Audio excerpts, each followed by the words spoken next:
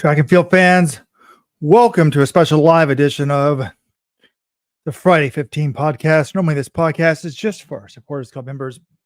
But special weeks, we go live for the masses. But if you want this on demand, commercial free, join the Supporters Club today. LetsRun.com/subscribe. John, I was in a really bad mood. I went up to New York yesterday, got up at like 5 a.m., had a long day, Halloween, a lot of excitement, but it's all changed. It's all flipped. I've always wanted a bigger family. And LetsRun is pleased to announce we have two new additions to the LetsRun family. Parker and Blanks have joined the LetsRun.com shop. Go to shop.letsrun.com to see the newest additions. We've had twins, John. Have you seen them? I have seen them, Robert. They're real and they're spectacular. I can't wait to see them in person in Madison 3 weeks from now. It is a little funny. These are the Parker, Wolf, and Graham Blanks t-shirts.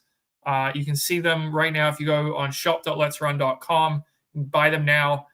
50% off for 48 hours. So get your orders in. Make sure that you're supporting your favorite athlete at the NCAA Cross Country Championships. I think the ironic thing about this, Robert, is when we started talking about this idea, or you kind of took off with it, but initially we were thinking, oh, NCAA Cross Country, it could be this two-man race between two of the best American distance prospects, Parker Wolf and Graham Blanks.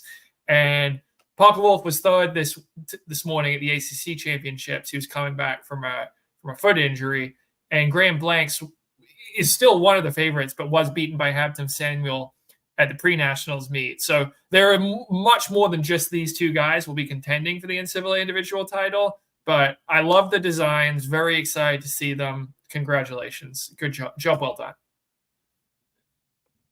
I'm actually named Robert. Weldon is my brother, John. Did I call you Weldon? No, you said job well done. Okay. Anyways, someone says there was a Seinfeld reference. If there was, it wasn't intentional if I made it. I made it and it was intentional. So nice catch, Andrew. Robert, I mean, I could have confused you for Weldon because I saw you at the press conference yesterday and the claims are real, people. Rojo's looking svelte. He's down, 15 pounds. People, I looked at him like, yeah, the man looks good. So, Robert, congrats on that as well. Big month for Robert so far. November's looking great. Thank you. All right. This was billed as a New York City Marathon preview show. We were in New York yesterday. You're still in New York now, actually. But conference action is going on for a lot of the conferences at the NCAA level today. We'll talk some about that as well. I must admit, I was in the bad mood because it was a long day. Take the train down and back because I wanted to come back for Halloween. Just like Clayton Young, folks. His kids are coming out today to see Daddy. They did not want to miss their own Halloween. But we get up there, and just sometimes the performative nature of these things, like all we want at LetsRun is for the sport to be treated, for running to be treated as a legitimate professional sport. And I get it. The world unites, 50,000 people join the streets. They shut down the streets of New York. You know, it is cool, like the humanity coming together, particularly in this divided world. And that's what pays the bills is the masses. But that doesn't mean you can't have both. And I would like them to celebrate the masses and the elite as a professional sports. And I go to some of these things and I'm like, they're not really doing that. And I leave the press conference. Why was I bitter? Well, I'm like, wait a minute. Where was Albert Career? Past champion. Where is Bashir Abdi, Olympic silver medalist? They're not even at the press conference. There's no announcement why they're not here. So I didn't even realize it till after the fact. I'm like, are we going to treat this legitimately or not? And instead, I had to put up with this performative nature of how many media members were there, John? 20, 30, 50? I don't know. Say 20. As they're doing the actual like press event, they have someone doing sign language. And I really think you're just burning cash. You're wasting time.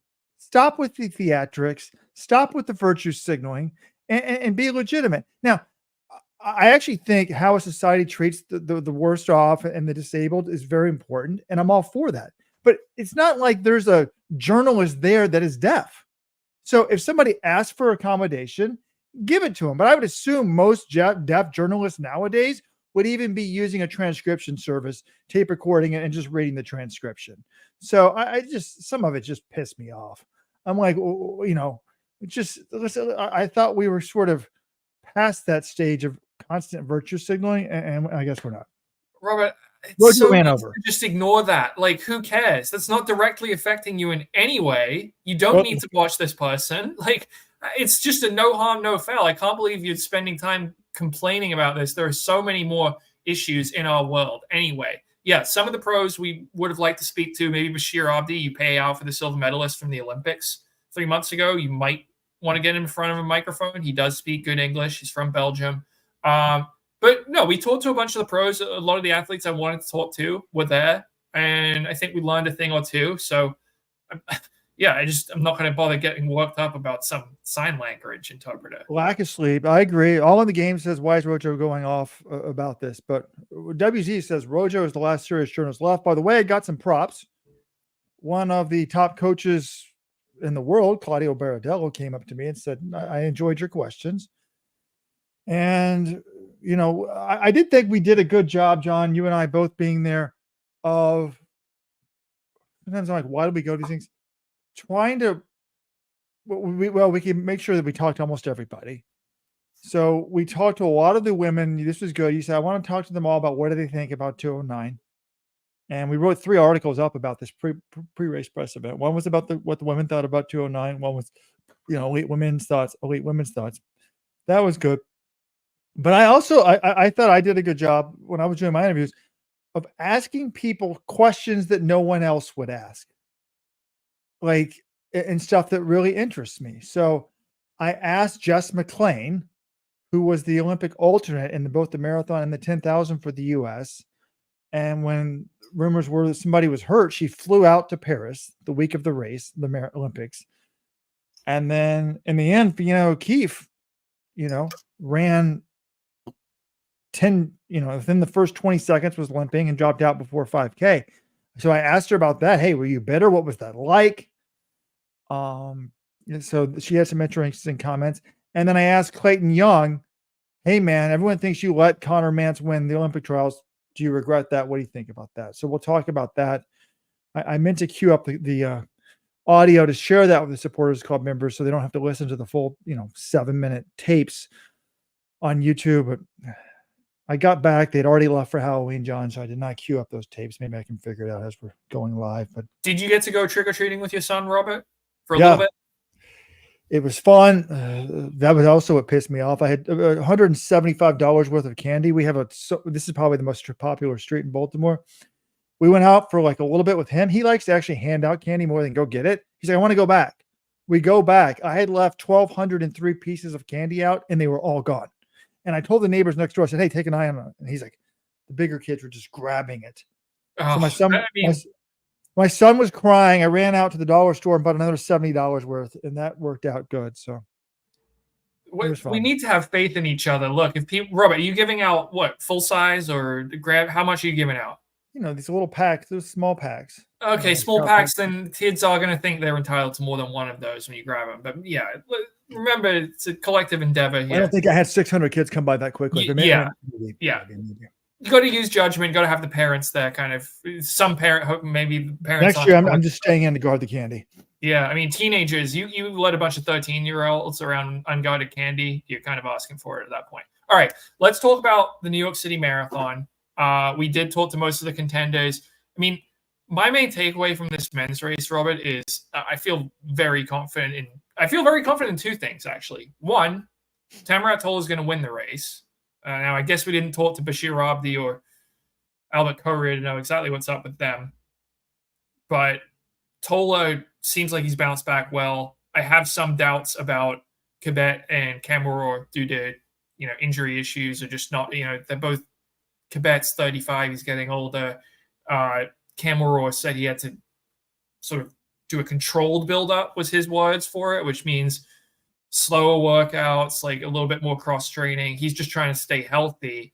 And he wasn't talking big at all. He's just like, I'm just going to give it a shot. And that's not usually what you like to hear from athletes right before a world marathon major. So Tola, I feel confident is going to run well. And I think Connor Mantz is going to have a great race. I don't know if it'll be top 3. I think it could be because I think he's that good. And I think that some of the other contenders internationally who might finish ahead of him, I have questions about. He's going to need someone like Chebet to have an off day, maybe like Bashir Abdi or someone like that, not to run quite to their best. Bashir Abdi is probably the wrong guy to use. He's very consistent. But he'll need a couple of the top guys to run a little slower than usual. But he just said he came off the Olympics, was a little banged up, but he worked with his PT. And then since then, he's been crushing workouts. He's been running workouts faster than ever. He looked really good at the US 10, the Twin Cities 10 miler a few weeks ago. He ran 45:13 and just seems to be riding a wave of confidence and great training. So I feel confident. I feel good that he's going to run well on Sunday. You're correct. I think that, by the way, we're now live on all the social media platforms. I was a little trouble getting us on Instagram. Numbers are way up on X, John. Everyone, maybe X is just a big fan of Twitter. I mean, of track and field. But no, I didn't talk to Connor, but I talked to Clayton Young, and it was really interesting to me what he said. I said, hey, how's the build-up? He's like, well, he's like, I hit all my workouts. But he's like, someone in the comments says he didn't sound very confident. So well, I hit all my workouts, but nothing was amazing. He's like, I've never been healthier for a marathon. Normally I have a couple niggles here and there. I had nothing. My third marathon of the year, nothing. No mistakes, nothing. But he's like, I hit all the workouts, but basically he was like, it was all singles. I'm not hitting any grand slams. He's like, and it's kind of depressing because Mantz is like hitting grand slams all the time. And I'm like, how am I going to close the gap with him? Like, am I plateauing or is he just getting way better? So he's acting like the gap between him and Connor is bigger than normal. So that made me think, wow, I do think some people are better practice runners than race runners. I probably put Mantz at that, and Young rises to the occasion in the races. So I'm not ruling out Young beating him, but I did think, wow, Mantz is going to be rocking and rolling. And then if Abby's not at the press conference, Chebet's not, the same as he used to be. Cam Ward's not the same. New York does not have that many Africans. I mean, so could Mantz get second, third? I mean, we still got Albert Correa, who always runs in New York, and Chebet. I mean, though I will say this: like, he didn't have an ideal buildup from, talking to his agent Johnny Damadonna. But then I talked to his coach Claudio Baradelli, and I said, how's this compared to Boston in April where he got third? He's like, oh, he's definitely ahead of where he was in Boston. Like, okay, he ran 2:07 and got third in Boston. If that's the case, then I think he still has a pretty good chance to beat Connor Mantz. Like, he's going to need something to go wrong. So, yeah, I don't want to send the hype machine out of control, but I think Mantz is super fit right now. And next year we might actually get to see him chase some fast times. He said, I asked him about the American record in the half, 59:43. He said, oh, I've had my eye on that since before I even turned pro. The problem is when he gets in the best shape, it's always right before a marathon, and he's focused on running the marathon. He's not really he hasn't had the opportunity to take a crack. But he said maybe at the Houston half, he would go for it next year. And then I also asked him, like, hey, you ran 2:08 on a really tough marathon course in Paris. Like, what do you think that's worth? And he's like, well, I was talking to some of the other finishers, and the consensus was it was about 3 minutes slower than, a really fast course. And I don't think that's crazy. I think that's probably in line with what I thought. So I'm looking at 2025. Does he go somewhere and try to take a crack at Khalid Kanuchi's American record, 2:05:38? I think Connor Mantz, I don't think that's out of the ballpark for him. So I'm excited to see what he not to totally look past New York, but he's really, really fit right now. And if he can just stay healthy, he has been running a bunch of marathons, a bunch of high profile races right after another. But if he can keep this momentum going to 2025, I think we're going to see some really fast times at Mantz. Yeah. 2:05 wouldn't stun me because I think he's very good. I don't think he's quite as good as Ryan Hall was in his peak, but Ryan Hall was a 2:06 guy. Ryan Hall didn't have the shoes though. Correct. So that's what I'm saying. So if he's a little bit slower than that, 207, give him the shoes, he's 205. That logically stacks up to me. So, yeah, I mean, I think that's interesting. All right, I actually did find the Clayton Young video. I'm going to try to play it. It's a little bit risky. But when I asked him about his fitness, this is what he had to say.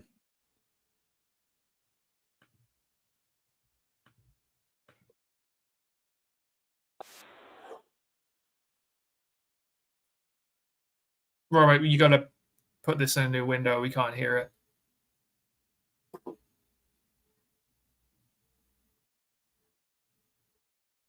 Robert, I don't think anyone can hear this.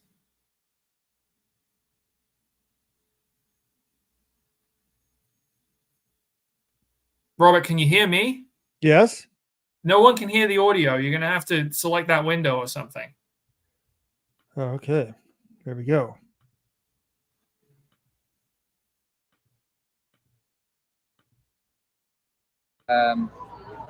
I've hit a lot of base hits. Like I've hit all my workouts pretty dead on normal, but nothing, no grand slams, no home runs. And that can be a little bit discouraging sometimes in training. Like you can feel like you're plateauing, you're not quite as fit, but I also can say that I'm like the healthiest that I've been going into a marathon over the last 2 years. Like I feel like, I usually have a niggle or some high hamstring pain or an Achilles pain going into the marathon, and I think I finally have gotten through that, which is ironic because it's my 3rd marathon of the year. So there you have it. Could y'all hear that? Yep. And the other thing was, and I have this featured up as quote of the day. To me, perhaps the interesting thing was I said, hey, man, you're training with Connor. He's beating you in practice, but people think you should have beaten him at the trials. Looks like you looked great. People think you kind of were celebrating and he ran for the win. Do you regret that? Because it's clear, I think, to us, we think he would have won if they'd raced. And I thought his comments were kind of interesting. He says, I'm very careful to say that I didn't win the trials, but I did feel great on that day and he didn't feel too hot. So to me, that's kind of him acknowledging if I had raced, I think I probably would have won. But, I gave myself about 15 minutes to kind of really sit with, maybe the consequences of what happened that day. After that, I have no regrets whatsoever. Yes, there was prize money on the table and fame and glory, but honestly, what I did that day, I don't regret in the slightest. It was true manifestation of my character in the highest. When I look back at that moment, I really go back to the interview where I said I knew that I would be better in Paris training with Connor every step of the way. Paris was, and we saw that happen, right? I definitely was pulled and inspired and motivated by Connor and all of my training up to Paris, and I was pulling with him for every step of the way in Paris and trying to close that gap, and we went 8-9. So I thought it was interesting. He does acknowledge, okay, yeah, he lost a lot of money. Maybe he should have gone for it, but he doesn't look back. And I think maybe my brain is too active. I'd be like, oh man, I should have gone for that. He thought about it, moved on. Yes, but to me, I still think you can have most of the time answers all of the above. He can still be training with Connor. Connor can make him better, but he still could have beaten him and been the trials champion. Yeah, I think Mantz still would. I mean, it's a question of if he hadn't hung back a little bit in the final mile, would Mantz still have made it to the finish line and been on the team? I think he probably would have. But I think this is a healthy approach for Clayton Young. Yeah, you lost out on some prize money, and you lost out on being billed as the trials champion forever, unless he comes back and wins the trials next time. But no one was having more fun in the final mile of that race than Clayton Young. He was going to the side, high-fiving people, looking for American flags. He was smiling the whole time, whooping it up, just enjoying the accomplishment of this lifelong dream of making an Olympic team. And I hope those are the memories he looks back on from that day, as opposed to, oh, I cost myself X amount of dollars by not winning the race. That is a once-in-a-lifetime achievement. And I think he can look back and say, hey, you know what? Is that worth the extra money I lost out on? I don't think so. I think I had a great time, and he crossed the finish line right with his, training partner and good friend. So I'm glad he doesn't look back with too many regrets. All right, let's talk about the women's world record questions. Westlake Data on YouTube says, am I alone after seeing the women's world record in the marathon? the sport seems tainted. Sadly, my interest has gone down. How will future stars such as Valby compete without doing the same? Westlake Dad, I see what you're getting at, but why is your focus on Valby? Like we've had this thread for, I mean, we've had this in the background of the sport for 40 years. For some reason, 209 needs to be more of an epiphany to people. And people, oh, wow, they're doping. As if Asbel Kiprop, Jemima Sumgong, Ben Johnson, Regina Jacobs, like I could go on and on and on of people who got caught, others who didn't caught. By the way, I mean, there's a thread this week on LetsRun. What would El Garouche run if he was on HGH and drugs, PEDs? All I'm going to say is the way John Kellogg and I answered that in the office was very simple. Very, very simple. He said, just go look at the results databases. That's all I'm going to say. I don't want to get sued. So I don't know. We've had a lot of dopers in the sport for a long time, and they've gotten away with it. I think we're cracking down as much as we can. And I don't know. Like to me, the idea that Valby with, I don't know. Yeah. I mean, but it was something that we were asking all the runners about. We were talking to agents and coaches about. And I think the thing is, everyone's fed up now. And I don't know if it's a tipping point. You know, I guess sometimes in life you do see weird tipping points, like the WNBA. It's been going on for 20 years. It was not popular at all. All of a sudden, this year it's popular. Doping, it's been going on for 20 years. Maybe this year it's finally the tipping point. But, you know, we were talking to Claudio Baradello. I don't want to get into specifics about 09 and what he thinks of that. But he was saying, you know, he's coached some dopers. He's admitted that to us. But he's like, I don't really know. He's like, unless I've been with them since a child, I don't know them as well. And he told us a story of, he's like, I'm fed up with it. I'm fed up of having people test positive. He's like, I've told the AAU of all my runners, if anyone's doping, it's this person. You know, he's trying to help them out. He's now told his runners, if you want to train with me, you're in the camp full time, at least, you know, like 5 days a week. You know, a lot of the women were in the camp and then go home. He's like, no, I need to see you. I need to know what's going on, because it ruins his reputation. Also, the clean runners lose out a lot of money. So it's a problem for everybody, not just the Americans. It actually hurts Kenyans. Assuming that there are some clean Kenyans, they're losing money to these dopers. So, like, I don't know. I would just say, Westlake Dad, don't give up on the sport. We've had this for a while. And somehow, I mean, I don't know. I do. I mean, every once in a while, like once every 18 months, I'm like, screw it, I'm just done. You know, if Kiprop ever tests positive, I'm done. Well, he tested positive and I didn't quit. He was one of my favorite runners. I thought he was made to run. So I don't know, John. What do you think of all that?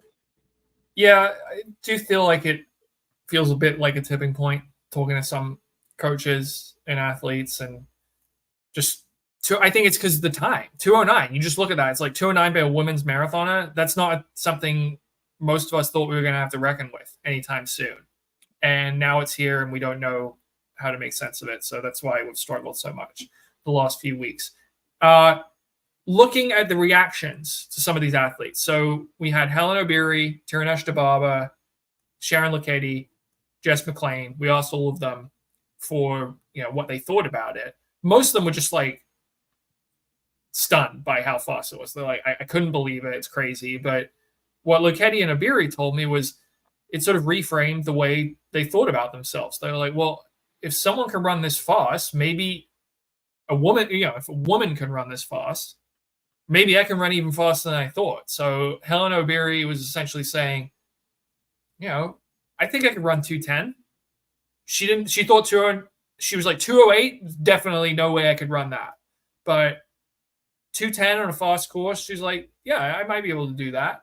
And I think Sharon Lokedi just said, yeah, you got a new target to shoot for. She was being pretty diplomatic.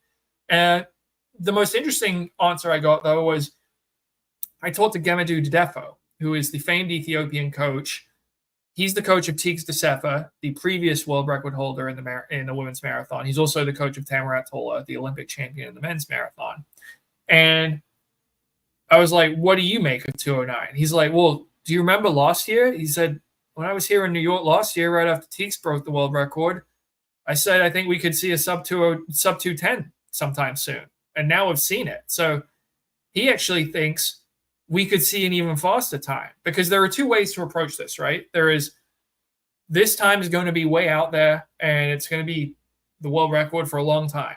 Or it could be, this time is the world record, and then in a few years, other women are going to get close or maybe even break it, which is what's been happening in a lot of women's distance races over the last 5 years. So he thinks the latter approach. He thinks that, he's like, look at the all-time lists in the 10,000 and the half marathon. Some of the women near the very top haven't even really tried the marathon yet. Gaudet ran 2:16 in her debut, and then she ran New York, which she hasn't taken another crack at it. I'm guessing she's been hurt this year. She's been out of action. She's the half marathon world record holder. Agnes Ngedic, who has run 28:46 this year on the roads and just ran 63:04 in Valencia, she hasn't run a marathon. She actually just signed with Grand Slam Track next year, so she doesn't look like she's going to be running one next year, anytime soon either. And Beatrice Chebet, who just won the Olympic 5K and 10K. She's only 24 years old.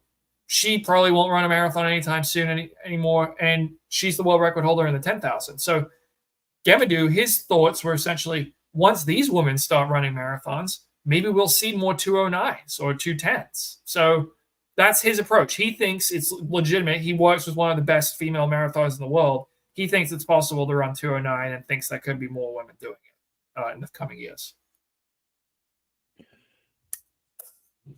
Side point here. I was doing the homepage this week, and something came up about Beatrice Chebet, and I was just like, in hindsight, I mean, she's 24, but it's like, I guess she hadn't been winning gold until this year, but this girl's done it all. Like her CV is basically unbeatable. She won World Junior gold in the 5,000 in 2018. She won World Junior cross country gold in 2019. Now she has Olympic gold in the 5 and the 10 and the world record in the 10. Right? And two world senior cross country titles. The only thing she's missing is a world title on the track. She has a silver medal there. Yeah, so just really, really good stuff. And if you're just joining us, a special live edition of Friday 15, normally our bonus podcast for Supporters Club. Join the Supporters Club today, letsrun.com/subscribe. We also have 2 new shirts in the shop. You got to get them this weekend, half off. If you're going NCAA cross country, I want to personally hand you this shirt. You can, and I'll give it to you. By the way, if you're in college, I think if you buy one of these shirts, I'm going to give you a free Supporters Club membership for just $25. Get it today for $25. Blanks and Wolf shirts. You'll have to email me, Robert at LetsRun, to get the Supporters Club deal if you're a college kid.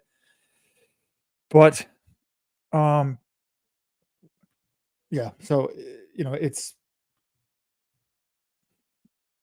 the 209 talk is wild. When I talked to Jessica McLean about it, I thought it was interesting what she said. Like, she just said, at first I thought kind of, holy shit, it was impressive. But she's like, well, obviously I can't do that now. And I, me would be like, you can't ever do it ever, period. And you're not even close. You're like a 2:23 marathoner. Are you kidding? But I just like the mindset. She's like, you don't want to say you can't do it. Then you're ruling yourself out. And then let's I think you and Weldon and you, John, are always saying, Robert, you're just genetically limiting yourself all the time. And I agree. Like, be open to the possibility of you don't know. And that's what I used to love about running when I got into it. I'm like, okay, if I work harder, I'll get better. I'll get better and better. But now I've seen, I kind of know what a 14 flat person improves to. They don't improve to 12:35. They improve to like 13:30. So I'm like, oh, why are they even bothering? Why don't they just quit? But you don't know. Maybe you're the one exception to the rule.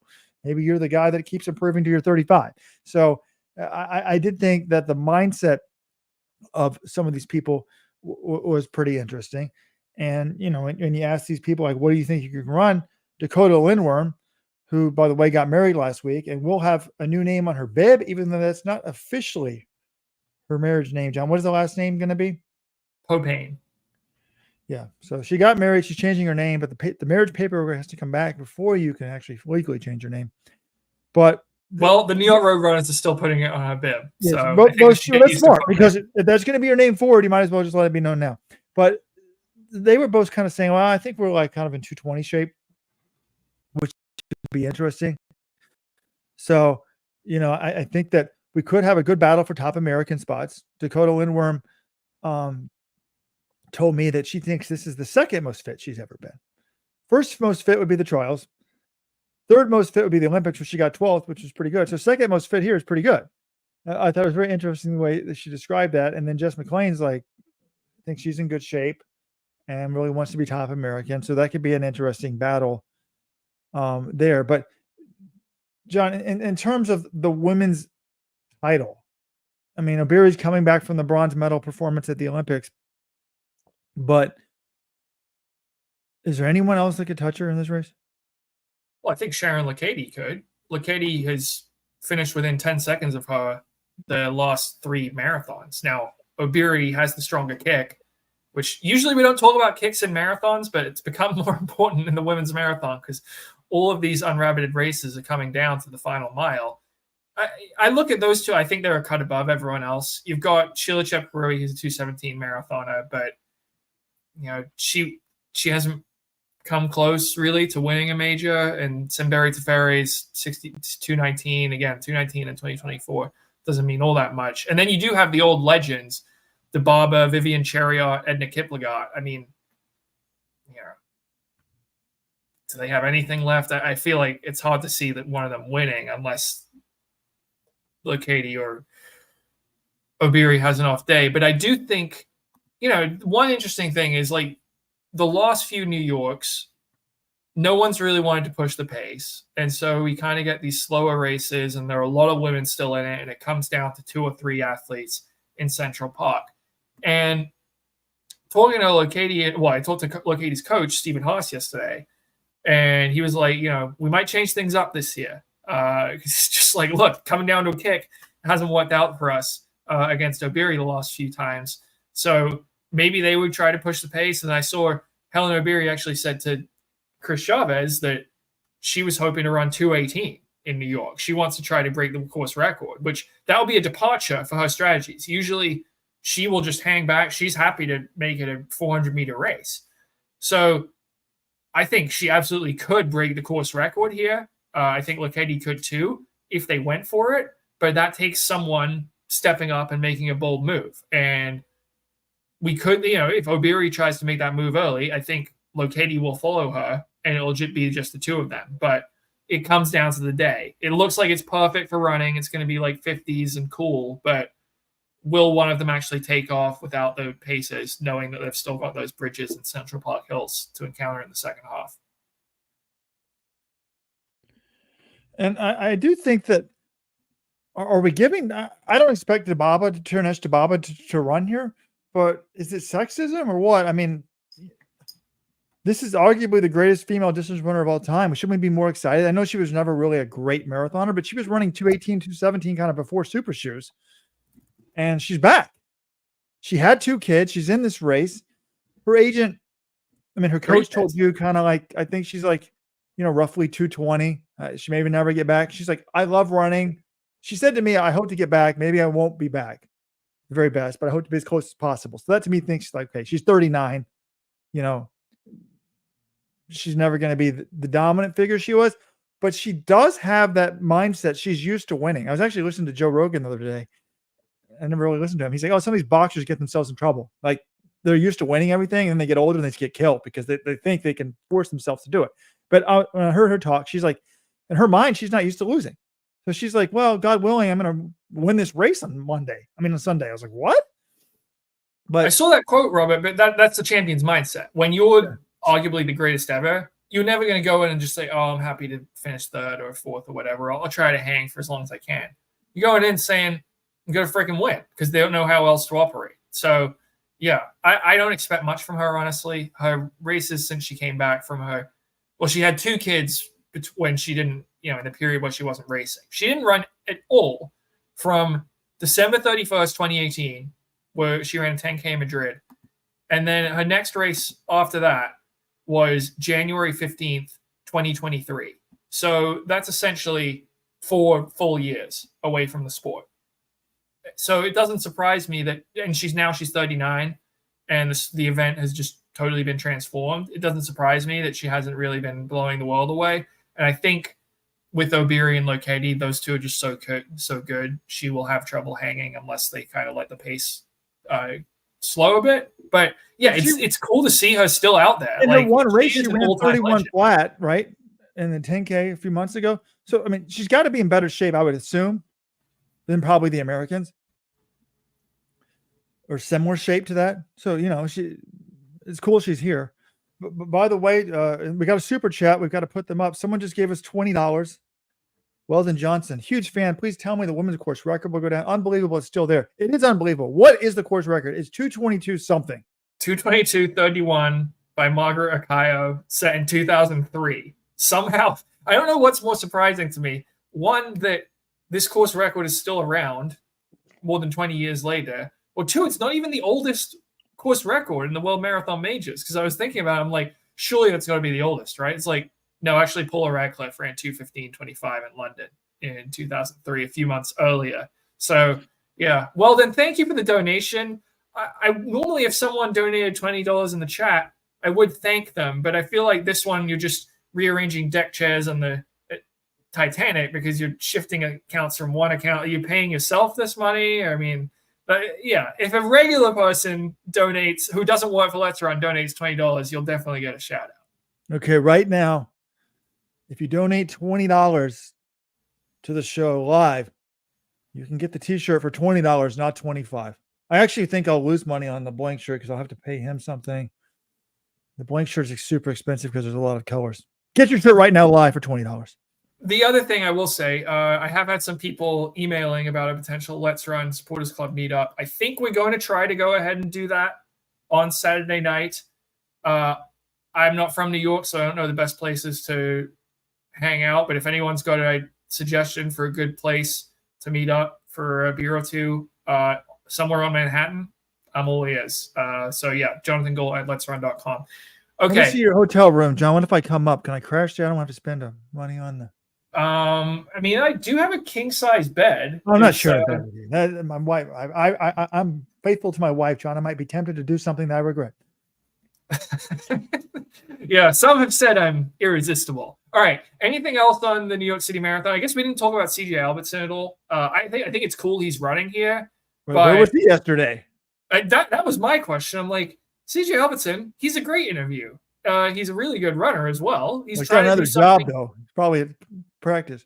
Oh, that's right. Yeah, is it conference week for the Clovis Community College? I'm not sure, but what's pretty amazing.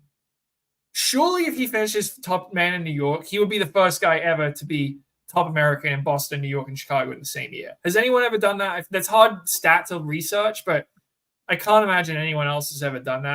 If they have, it must have been like the really early days of Chicago or New York. So that's cool. And I would actually give him a shot of doing that, except America's two best marathoners are in this race, and CJ just ran Chicago 3 weeks ago. So even for someone who bounces back like him, I think it's going to be really hard to beat Connor Mantz, especially like Mantz with more recovery time. So I admire him for going for it, though. I'm excited to see what he runs. All I know is Holden wants me to share the shirts. You don't want to be near CJ Albertson at mile 24. If it's close, he's going to run you down. So I'm excited for that. I think it's cool that he can bounce back. It's kind of like almost unfair. It's kind of like a hairdresser that can cut, a barber that can cut hair super quick. Like if you can cut 3 people's hair in an hour, you make a lot more money than somebody who can only cut 2 people's hair in an hour. If you can run 3 marathons a year or 4, you make more money with appearance fees. So that'll be exciting to watch. And before we start talking about conference thing, I want to share the clip with Jess McLean when I asked her, like, hey, what'd you think? You fly out to Paris, to potentially run the Olympics, and in the end, Fiona O'Keefe barely runs the race. Were you upset? Were you disappointed, etc.? Spot to begin with. I honestly 2 miles, I don't think. I mean, it was her spot to begin with. I honestly, when I got the call, I was pretty devastated for whoever was going through whatever they were going through. And I mean, it sucks. I made it known that I was going to train to be ready just in case, but never in a million years did I think I was going to get a call on Monday. I totally thought I was in the clear a week out. But my heart goes out to her. I mean, honestly, she's got such a long career ahead of her. I totally understand wanting to become an Olympian. And as our sport is right now, it's the only way to do that is to line up. So I wasn't going to put any pressure on her either way. I honestly didn't even know who the athlete was until the race started. So I just controlled what I could. I mean, the key part of that answer, Robert, I think, is getting to have the word Olympian associated with your name. You have this different way of defining it. I considered Yara Naguse an Olympian for flying to Tokyo, even though he didn't start his race, but some other people would say no. But starting that race for Fiona O'Keefe, she won the Olympic trials. If she just DNSs or gives up her spot, is she an Olympian anymore? A lot of the people. Okay, then how could Yara Naguse be an Olympian if he didn't run the race either? Just because he doesn't give up the spot makes him an Olympian? He warmed up. I don't know. He had the jersey and everything. Is that Olympian? If you were on the basketball team, but you were just a bench athlete the whole time, didn't get in a game, are you still an Olympian? So it's a tough situation, but I think that's a reality. That goes in the decision-making process. If I withdrew a week before and I just didn't even go to Paris, I just give up my spot, I earned a spot on the Olympic team, but am I an Olympian? Can brands promote that? Will I get paid by my bonuses for being an Olympian, that sort of thing? I don't know. So again, O'Keefe certainly did earn the spot. I can't totally fault her for it. It's just an unfortunate situation. Yeah. But I just thought it was very classy by Fiona. By the way, by Jess McLean. By the way, McLean, if you wanted to know who the athlete was, all you had to do was go to the world famous LetsRun.com forum, LetsRun.com/forum. All of the inside scoop, all of the inside news, thousands of diehard running fans are posting on there each and every day. That's how we make our bread and butter. Go there today, LetsRun.com/forum, because they were saying it was Fiona O'Keefe for days before the Olympics. So I kind of thought that was funny because we knew who it was and she didn't know who it was. All right. Oh, wait. Last thing, Robert, before we go to college cross country.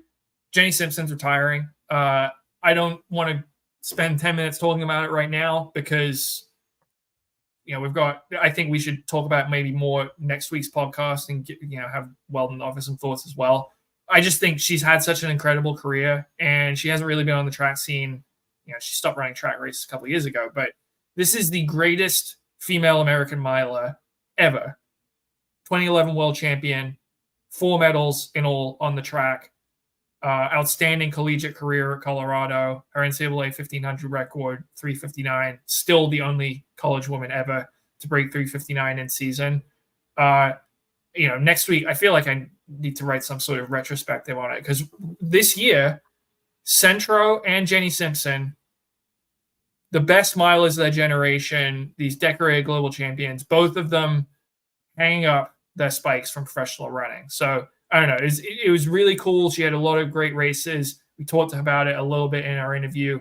If you want to go on YouTube or check out the article, I had some quotes from her experience. But, I just wanted to pay tribute to one of the best American distance runners ever. Fair enough. And Robert still probably thinks she should be running the steeple. Correct. I wanted to share some predictions, and this is why I was in a bad mood at the beginning. There's no gambling odds for this event.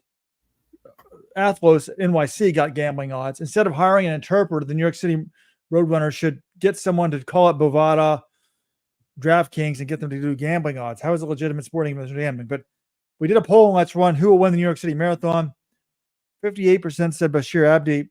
Then it's 13% other, 10% Camor, 10% Shabbat, 9% Abdi, 1% career.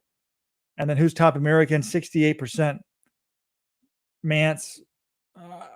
I think that's right. I mean, John, if you saw betting odds, I mean, basically 2 out of 3 times Mantz is the top American. I think that's probably that's not when you're voting this. People are just saying this is the best. This is not a good way to analyze the odds, but I actually would say that's about right. Mantz is probably the top American in 2 out of 3 times, maybe even a little bit higher than that, I would say. Tola win at 58%. Would you take Tola versus the field in this race? If you had even money. Ooh. I think it's close. I'd probably give the edge to the field a slight edge. It's very this is a pretty good field, and any marathon, it's just very hard to pick one person over the field. But I do think he's the clear favorite. And wow, apparently, if you donate money to the podcast, you can just show up and add yourself to the feed as well. We've got Weldon Johnson popping up and disappearing. I was wondering if Weldon had something to say, or if you just like the view from out there. Anyway, Robert, do you want to make predictions then for New York City Marathon winners, top American, that sort of thing? Oh, I mean,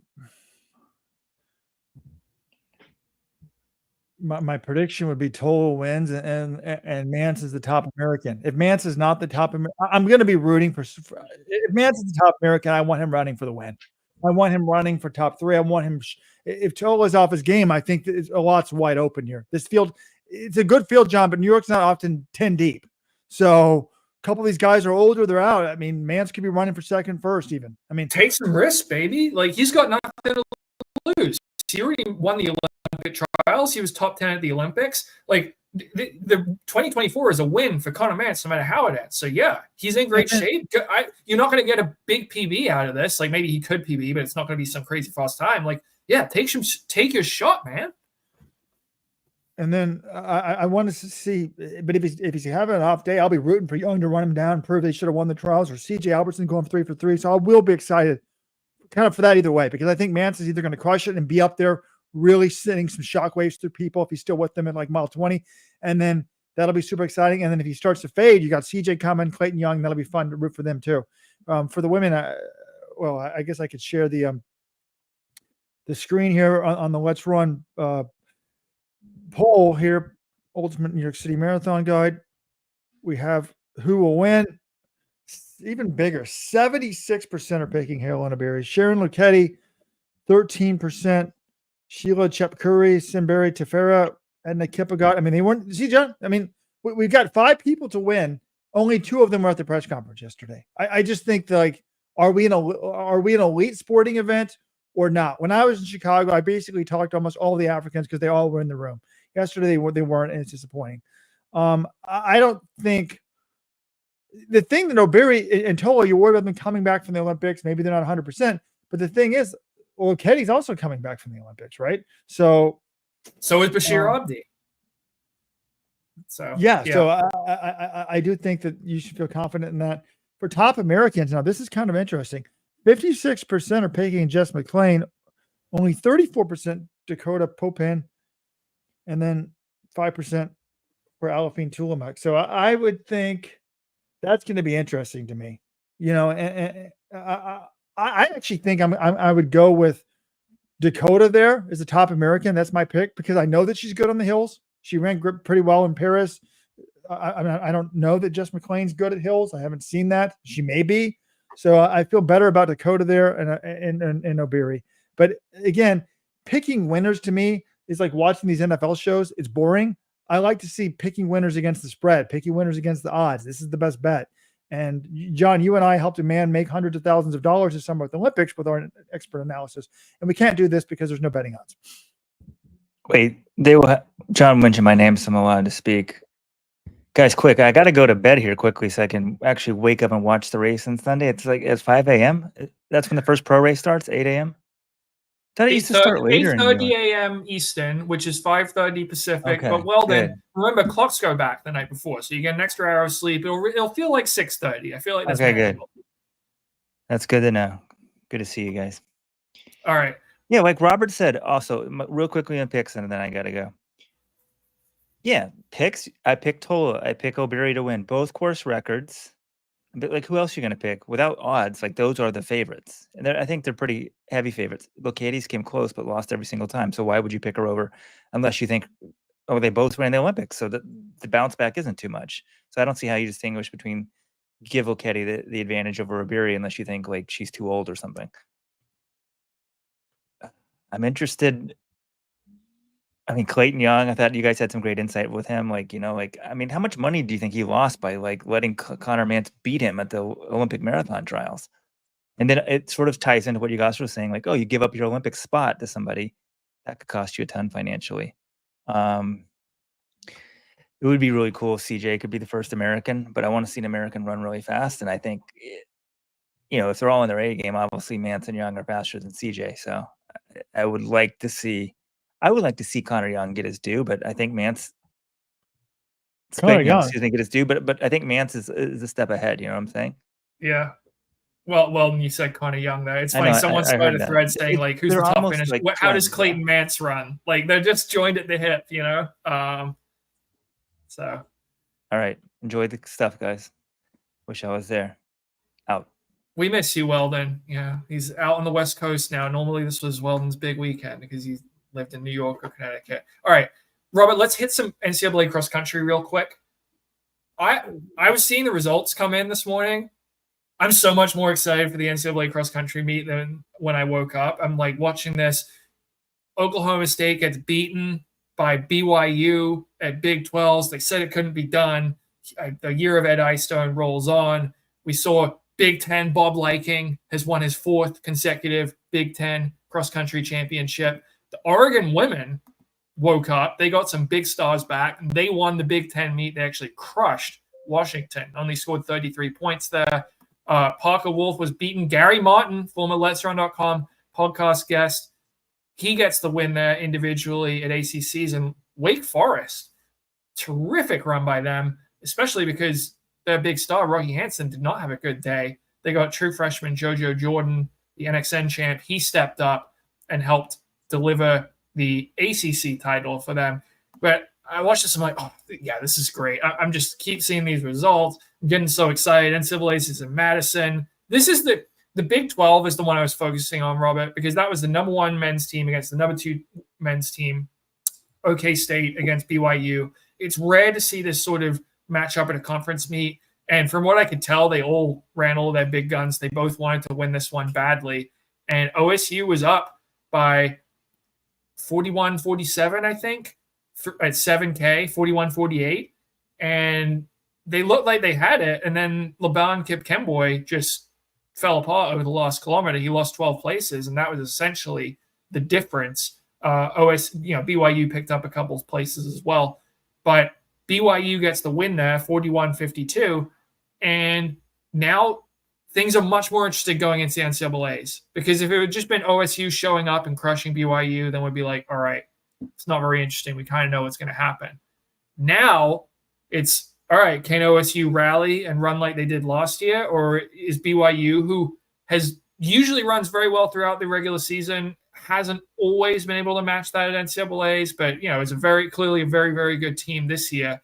Can they keep it going and win the big one? So I thought this result was really interesting, and it made me that much more excited for a great NCAA meet. And I've got those results up on the screen, but John, you've got the photographic memory. I think Oklahoma State probably scored more points today at the Big 12 meet than they did at NCAAs last year. Last year at NCAAs, they had 5 in the top 15. This year, their 5th guy was 19th, the 6th guy was 20th. So how many points did they score last year at NCAAs? That's a great stat. They scored 49 in NCAAs last year and 52 today. So, yes, Robert, you're right. I mean, you got to look. Some of the top guys, Brian Musal, who won the race, he's one of the contenders for the individual title. Remember, he beat Habtem Samuel earlier this year, and Habtem Samuel won the pre-nats at Wisconsin. Musal won again today. Solomon Kipchoge, the new Texas Tech star, he was second. And then Casey Klinger, BYU's star, who was 5th in the 10,000 at the Olympic trials, he was 3rd.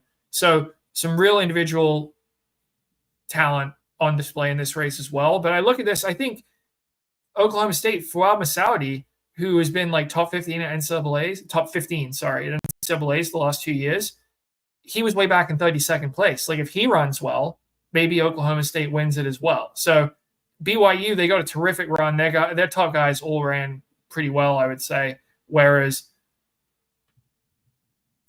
Oklahoma State, Kipkemboy fades and Masaudi is not himself. So can they turn it around for NCAAs? They absolutely could. And I think it's going to be a really good battle. Iowa State also. So they're probably the third or fourth best team in the country. And they were third with 62 points. They ran pretty well. They were just up against two juggernauts. All right, Bruce on YouTube wants to know about this ACC meet. What place did JoJo Jordan get? Jodo was the top freshman. He was 8th place overall. This to me is super impressive. First of all, these 18 team conferences. I mean, what a joke. 17 on the men's side here. But Wake Forest, John Hayes, shout out to him. They came in ranked behind Stanford, but they win 60-69. UNC was last year's winner. They're third at 80. Even if Parker Wolf had won the race, they still wouldn't have won. Virginia's fourth. A couple of things jump out at me at this. One, Gary Martin winning comfortably by 8 seconds. Super impressive. When I talked to Vin Lanana, I guess at NCAA's Gary's freshman year, Gary did not run, right? NCAA's, didn't they pull the plug on him or he didn't qualify? I can't remember whatever it was. I think he just didn't run regionals. And Vin was very high on him. He's like, he said to me, I think Gary's going to be a great 5,000 meter runner.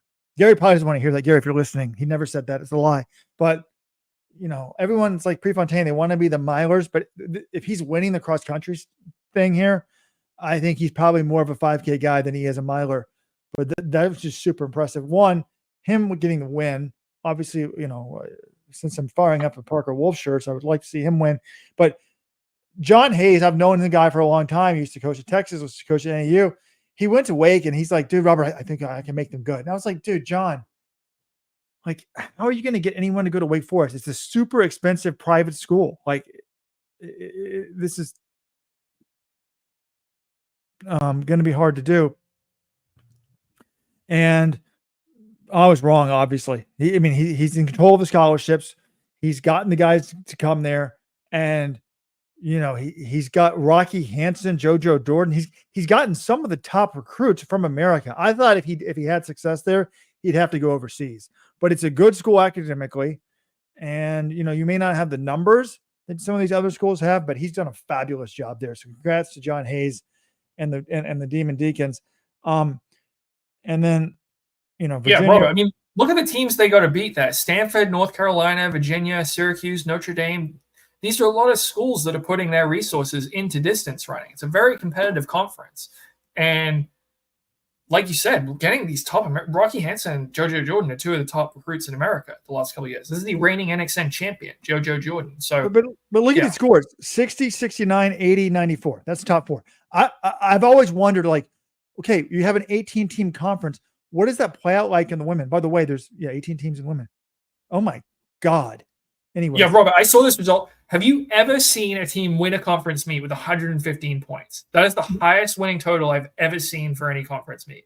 Yeah, I've never seen a conference with 18 people, but you at Notre Dame women, 6, 22, 26, 30, and 31. That wins over Stanford, 121. North Carolina also had 121. I mean, it seems crazy, but I mean, you've got decent teams like Florida State. And I mean, it's actually very interesting. How many teams will go to NCAAs out of this conference? I mean, probably a ton.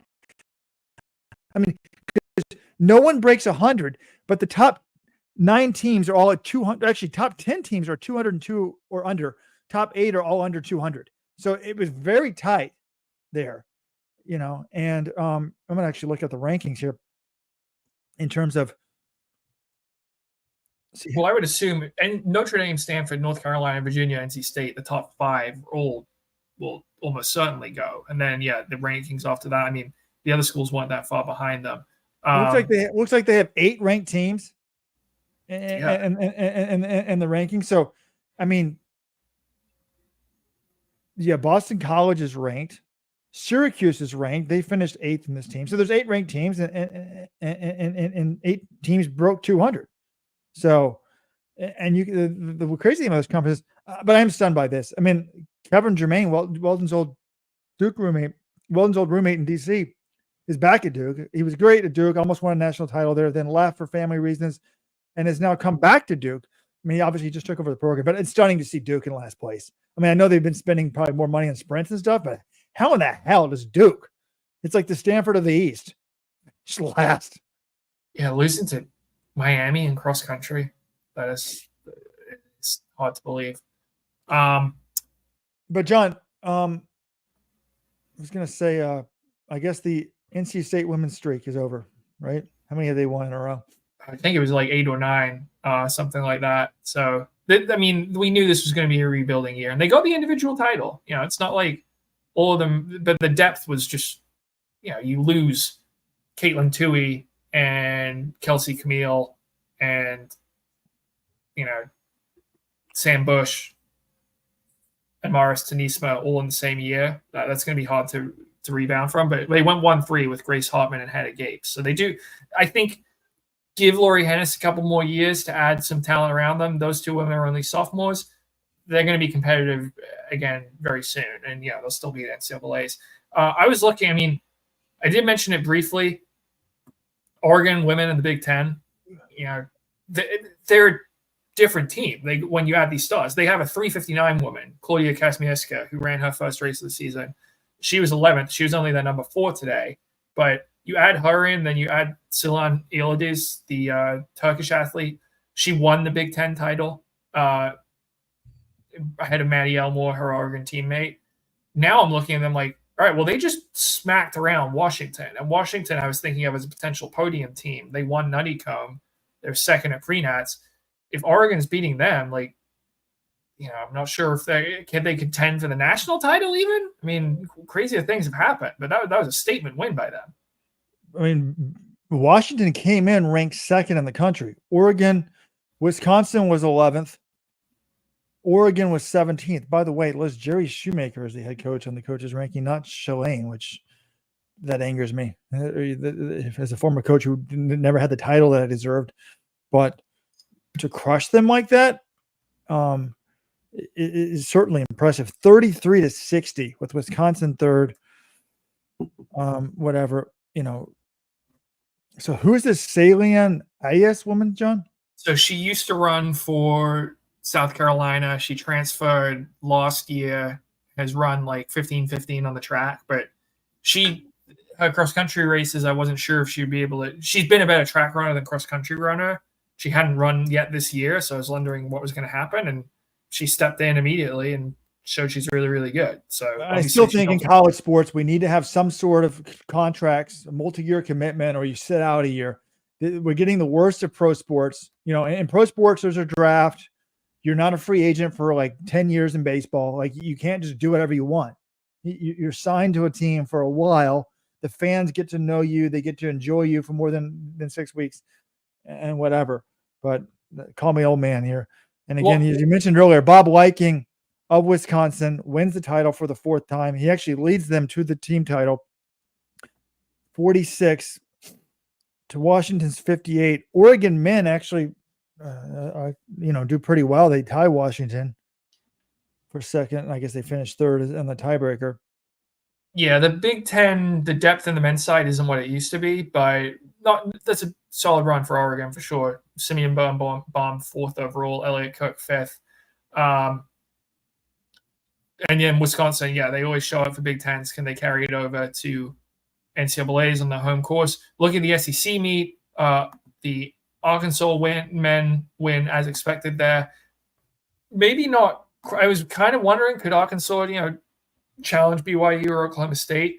They scored 38, which is fine, but I would have thought they would have to go lower than that in the SEC if they were really to be on par with BYU or Oklahoma State. There might be a bit of a gap there, though they've got 3 very good front runners in Patrick Kiprop, Karami Yago, and Yassine Abdallah. On the women's side, 2 of the contenders for the NCAA title, we had Hilda Olemoy of Florida and Doris Lemgol of Alabama. And it was, good battle between those two, clearly across the field. Lemgol takes it by 5 seconds. So I'd still have Pamela Kosgei, probably the favorite, given she won Prenats of New Mexico. But those two are going to be, probably they'll be battling it out for the title as well. Robert, one thing, I'm at the risk of sounding like an old man, and I know cross-country times don't matter. I'm sorry, the fact that we've got every winning time is either in the 18s or in the 22s or in the SEC. The winning time in the SEC meet was 21:57 on the men's side. I mean, give me a break. Either make these courses a little bit longer or add some hills in them or something. Like, I'm tired of seeing cross country winning times with 18s or 22s. Give me back 19 or a 20 or a 23. You know, I just want to. I'm tired of these speedways and short courses and all that sort of stuff. Anyway, rant over. Times are irrelevant in cross country, John. I always say, don't talk to me about your time. But yeah, I kind of agree. I want to see a real cross country course. By the way, I thought I was sharing the results. I don't know if people can see them. I can see them on my screen. I think I may have forgotten to hit screen. What time you were talking about all these events, I was like proud of myself for doing it. All right, John. Who ends up having a better pro career? All in the game wants to know this. Chewy, Valby, Limgold, or Owen Momoy? Well, are we grading the Kenyans on a scale? Because if you are running times for they're going to have harder times making national teams, and when they run times that could be, I mean, I'm not saying they're going to break American records, but they could run times that are American records. They're not going to get nearly as much attention. So, you know, of those four, I'm leaning towards Valby, but Lemgold in the steeple. I mean, what'd she run the steeple last year? Like 9:15 or something? Like, if she could continue improving, she probably has the best chance of being world class in that specific event, just because it's not quite as deep as some of the events the other women are running. Correct. If you're asking me who's got the best shot of being like a factor on the world stage, I'm going with one of the Kenyans, definitely, unfortunately. Anyways, it's been a good show. I'm excited for New York. I just wish there was betting, then I could really break it down properly for you, but you can bet on everything, but for some reason you can't bet on the New York City Marathon. But, you know, it's such a big event that we need people doing sign language at the press conference, John. That's the third time you brought it up, Robert. I hope you've got it out of your system and you don't need to bring it up on next week's podcast as well. It's not that big a deal. If it bothers you, just look a little to the side. No, but this is the nonsense. This is how we ended up with the transgender craze. Like, okay, a man can get pregnant. No, they can't. But we have to say that it's true. Like, it gets pushed and pushed and pushed down our throats until we're talking insanity. So I stand up for the commoner. Robert single-handedly waging the culture wars on the Let's Run Track Talk podcast. All right. Thanks for joining in the Friday 15, everyone. Thanks for listening. Get one of the shirts, people.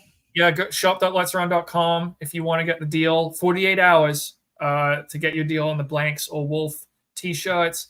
Well, I found out now I don't have to place my order till Monday morning. So till Monday morning at 9 a.m. Eastern. All right.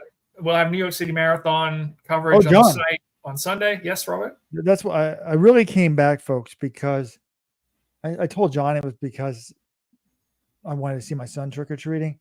But I remember what it was like to be single and on the road New York City Marathon weekend with the groupies and stuff like this. And Halloween last night, John, it must have been wild. What happened in New York stays in New York. I hope you appreciate the privacy I afforded you. I just hope nothing comes back to bite me.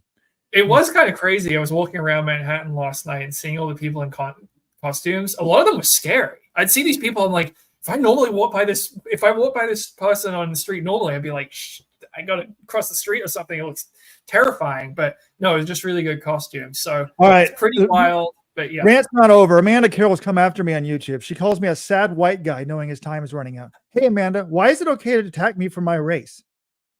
I don't think my time's running out. Actually, the number of people that came up to me yesterday at the press conference and said, "Hey, your question in Chicago was amazing. I'm so glad that you asked it. I'm so glad that you're putting the foot to these dopers. It's amazing." So my time's not running out, honey. It's just getting started. And you can stop the racism against the white people. I don't believe in racism against white people, brown people, black people, etc. I also don't believe in virtue signaling. I believe in being kind. You're not kind. So if you don't want to listen to this crap, don't listen. Don't come after me.